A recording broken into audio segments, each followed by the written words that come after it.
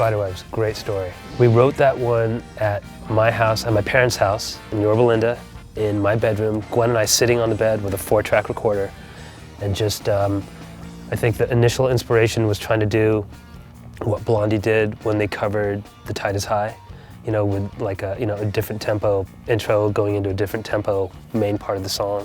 Spiderwebs. I remember Tony gave me a cassette tape. You guys remember cassette tapes? Of him and Gwen had written the song, and it was just bass and vocal on a cassette tape. I remember bringing that cassette tape home and putting it in my thing and trying to learn the parts of the song. It was given to me to like learn, figure out your guitar parts. And I remember like playing it over and over again and thinking, this is a really good song. That's one of the few songs on Tragic Kingdom that's not about me, so I want to make that clear. No, I know, I remember because Gwen was like, there's this guy who, you're not going to say who it is, but was calling all the time. I always had a boyfriend, so I never had to deal with guys ever trying to go out with me, ever, my whole life.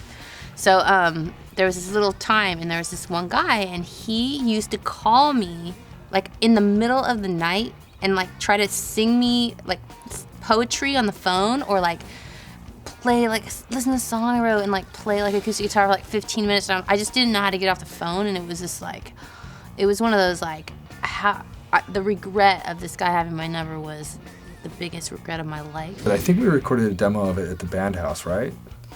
Yeah. We worked on it for a while because it started off a lot slower. It was like dun dun dun dun dun. Yeah. It was almost kind of funky at first. Yeah. Poor guy. I mean, if he knew that song was about him, He doesn't know it? No, nobody knows. Nobody knows. Nobody knows who that song's about. You do. I think you're like the only person. Yeah, you shouldn't say. It's I'm never special. ever gonna say. I mean, it's such a mean song. That doesn't mean it's happy now. That's true.